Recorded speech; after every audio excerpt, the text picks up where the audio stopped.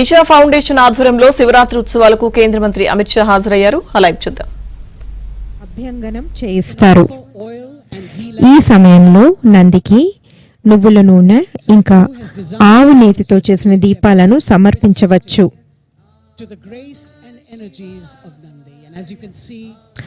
తద్వారా నంది అనుగ్రహాలకు మనం పాత్రులవుతాము. మీరు చూడొచ్చు, నంది ఎంతో ఓపికగా ఎదురు చూస్తోంది. ఇది ఆధ్యాత్మిక ఉన్నతికి చిహ్నం. ఇది గ్రహణశీలతకు చిహ్నం. ఇది ధ్యాన శక్తిని సూచిస్తుంది.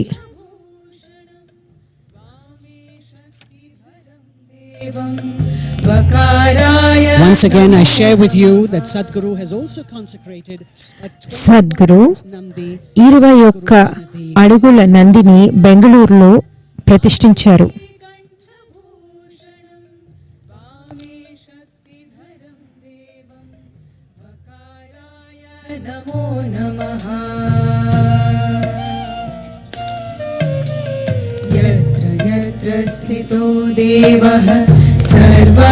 So Amit Shah now offering the tamara, Amit Shah గారు తామర పువ్వును the lotus flower, సమర్పిస్తున్నారు.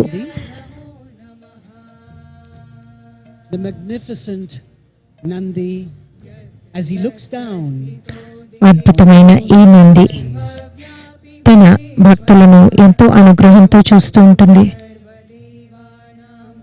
యకారాయ నమో నమః. ఓం నమః శివాయ.